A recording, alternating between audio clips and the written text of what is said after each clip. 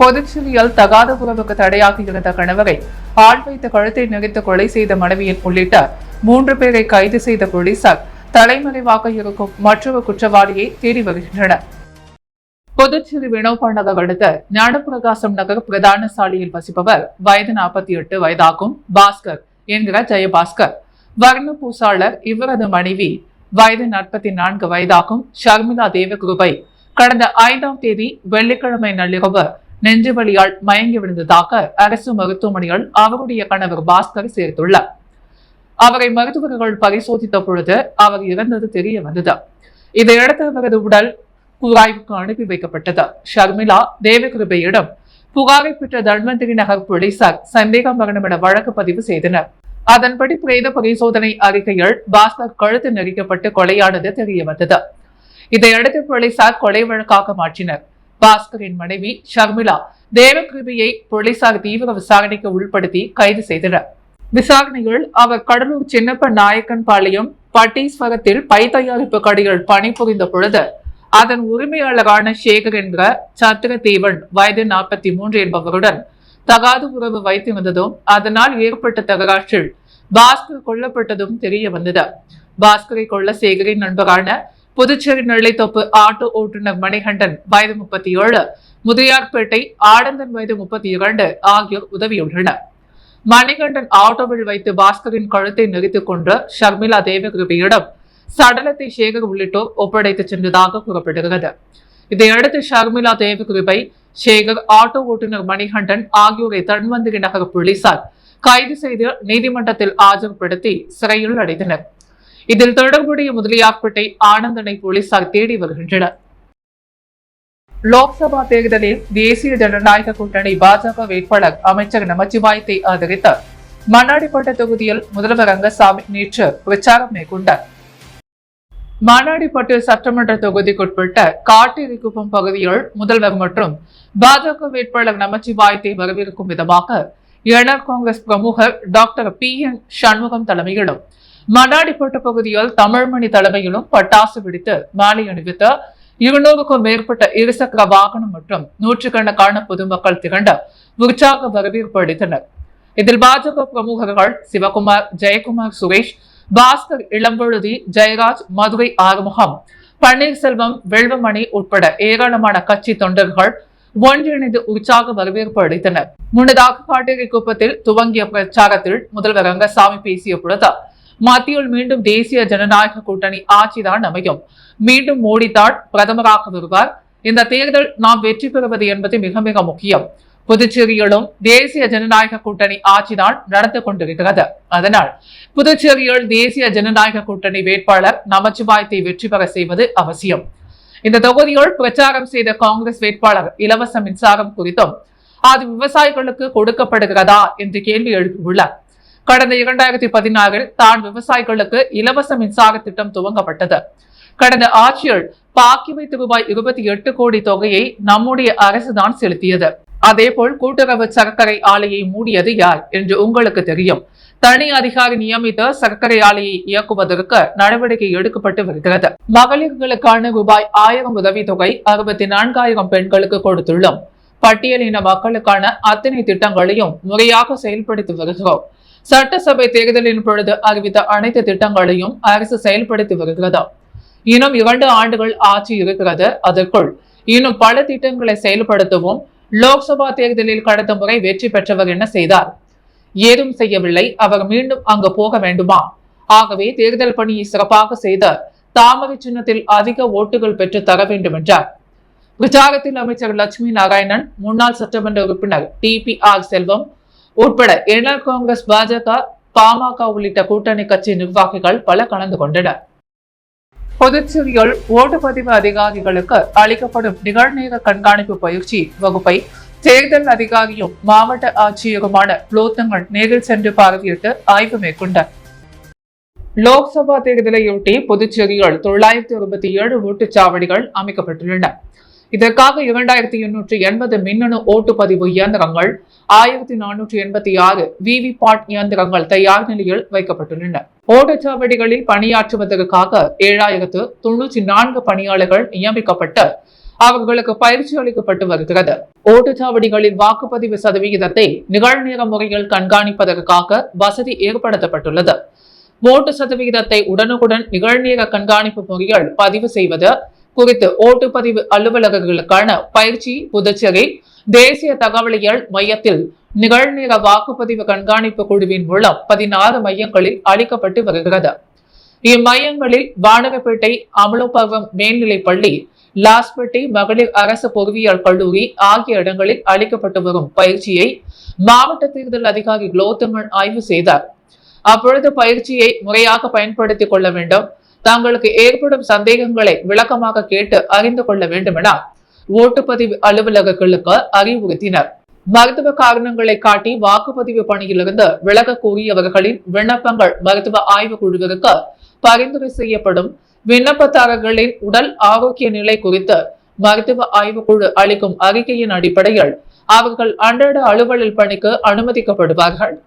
விலக்கு கோரியவர்களின் விண்ணப்பங்கள் உண்மைக்கு புறம்பானவை என்று மருத்துவ ஆய்வுக்குழு கண்டறிந்தால் அவர்கள் மீது தகுந்த நடவடிக்கை எடுக்கப்படும் என்றார். புதுச்சேரியில் அதிமுக சார்பில் போட்டியிடும் தமிழ்வேந்தனை ஆதரித்து முதலியார்பேட்டை தொகுதி முழுவதும் முன்னாள் சட்டமன்ற உறுப்பினர் பாஸ்கர் தலைமையில் தீவிர பிரச்சாரம் நடைபெற்றது.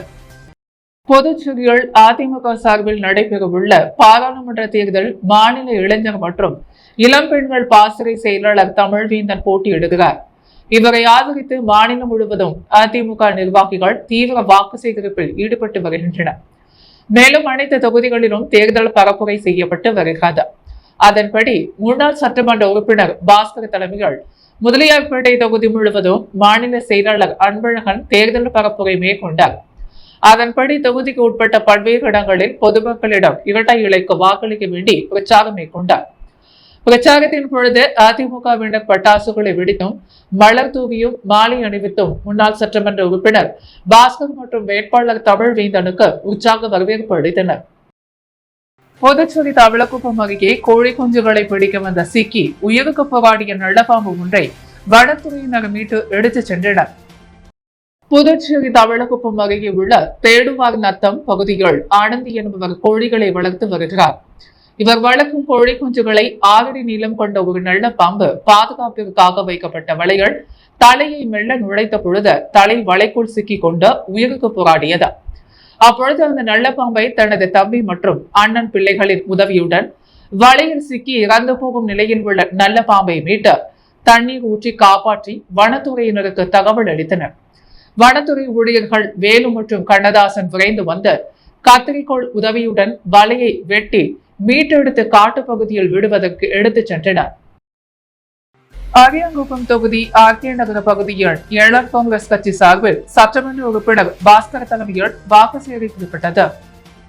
புதுச்சேரியில் நடைபெறவிருக்கும் பாராளுமன்ற தேர்தலில் தேசிய ஜனநாயக கூட்டணி கட்சி சார்பில் போட்டியிடும் பாரதிய ஜனதா கட்சி வேட்பாளர் நமச்சிவாயத்தை ஆதரித்த அரியாங்குப்பம் சட்டமன்ற உறுப்பினர் பாஸ்கர் என்கிற தட்சிணாமூர்த்தி தலைமையில் ஆர்கே நகர பகுதியில் உள்ள அனைத்து வீதிகளிலும் வீடு வீடாக சென்று பாஜக வேட்பாளர் நமச்சிவாயத்தை ஆதரித்து தாமரை சின்னத்தில் வாக்களிக்குமாறு வாக்கு சேகரிப்பில் ஈடுபட்டனர்.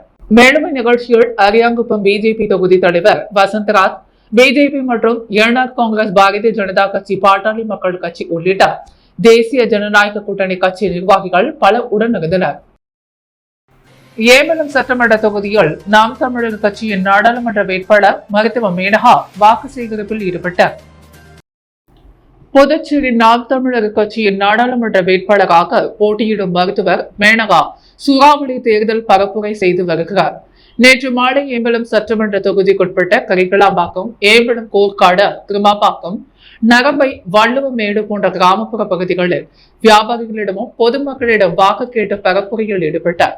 இதில் ஏம்பலம் சட்டமன்ற தொகுதி பொருளாளர் புஷ்பராஜ், இணை செயலாளர் ஜீவானந்தம், சுற்றுச்சூழல் பாசறை செயலாளர் பார்கவி, தகவல் தொழில்நுட்ப பாசறை தமிழ்வாணன், இளைஞர் பாசறை செயலாளர் ஹரிகிருஷ்ணன், துணை செயலாளர் கபிலன், நாம் தமிழர் கட்சியின் தமிழ்நாடு தொழிற்சங்கத்தின் மாநில தலைவர் அன்பு தென்னரசன், புதுச்சேரி நாம் தமிழர் கட்சி நிர்வாகிகள் நிர்மல் சிங், ரமேஷ் கௌரி, தேவி கார்த்திகுமரன், பிரவீணா மதியழகன், திலகம், திவாகர், சுந்தர வடிவேலு, மதியழகன், காமராஜ், கருணாநிதி, திருக்குமரன், மோகன்ராஜ், அஜித் பிரியன், ஜோதி பிரியா, சத்யராஜ் மற்றும் மாநில நிர்வாகிகளும் தொகுதி நிர்வாகிகளும் பெருந்துகளாக கலந்து கொண்டனர். தொகுதி நிர்வாகிகள் 100க்கும் மேற்பட்டவர்கள் பங்கேற்று பொதுமக்களிடம் நாம் தமிழர் கட்சியின் சின்னம் ஒளிவாங்கி சின்னத்திற்கு வாக்கு சேகரித்தனர். புதுச்சேரி மாநிலத்தினை மது இல்லாத மாநிலமாக மாற்றி காட்டுவோம், பெண்களின் பாதுகாப்பிற்கு முன்னுரிமை வழங்குவோம், புதுச்சேரி மாநில தனி மாநில அந்தஸ்தை பெற்றுத்தர நடவடிக்கை மேற்கொள்வோம் என்று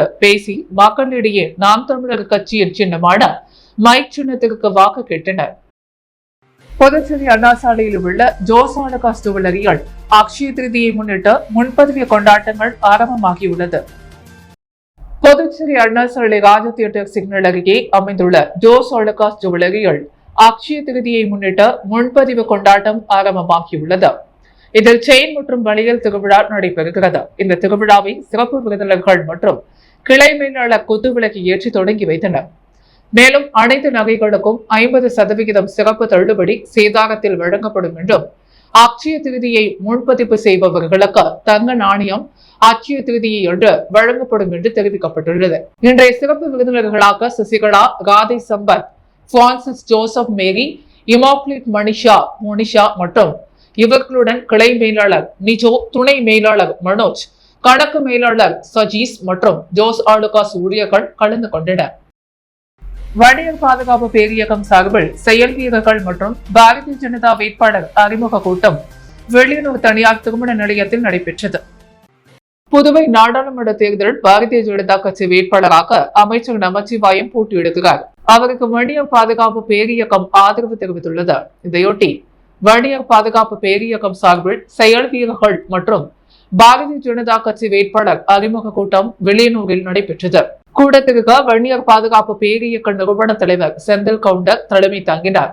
தொடர்ந்து அமைச்சர் நமச்சிவாயம் பேசுகையில், முதலமைச்சர் ரங்கசாமி தலைமையிலான ஆட்சியில் அனைத்து சமுதாயத்திற்கும் முக்கியத்துவம் கொடுக்கப்பட்டு வருகிறது. தனது வெற்றிக்கு பின்னரும் அனைத்து சமூகத்தின் வளர்ச்சிக்காக பாடுபடுவேன். மேலும் பல்வேறு வளர்ச்சி திட்டங்களை கொண்டு வர தாமரை சின்னத்தில் வாக்களித்து தன்னை வெற்றி பெற செய்ய வேண்டும் என்றார்.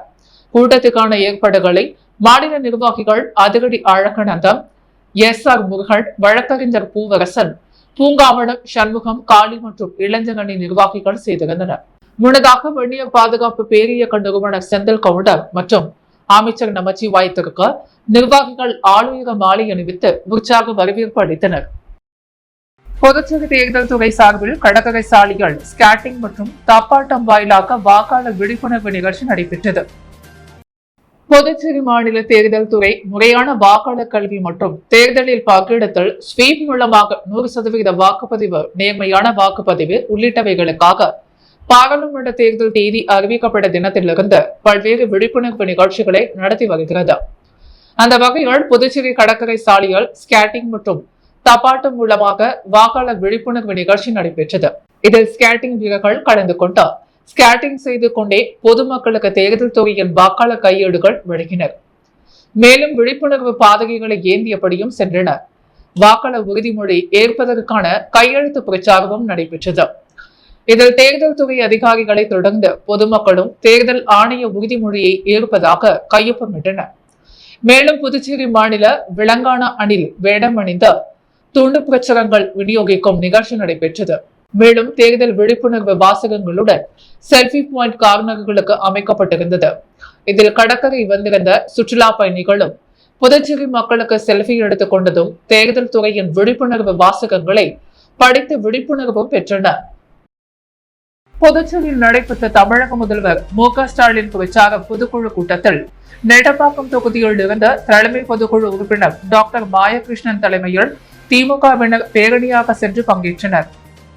பாராளுமன்ற தேர்தலில் இந்தியா கூட்டணி சார்பாக போட்டியிடும் காங்கிரஸ் வேட்பாளர் வைத்திலிங்கத்தை ஆதரித்த திமுக தலைவரும் தமிழக முதல்வருமான மு.க.ஸ்டாலின் புதுச்சேரி கடலூர் சாலையில் பிரச்சாரம் மேற்கொண்டார்.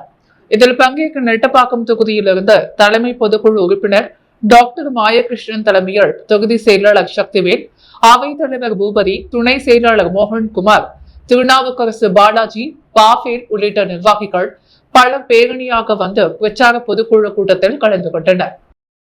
புதுச்சேரி மாநில மக்கள் முன்னேற்ற கழகம் சார்பில் இளைஞர்களோடு கலந்துரையாடும் நிகழ்ச்சி நடைபெற்றது.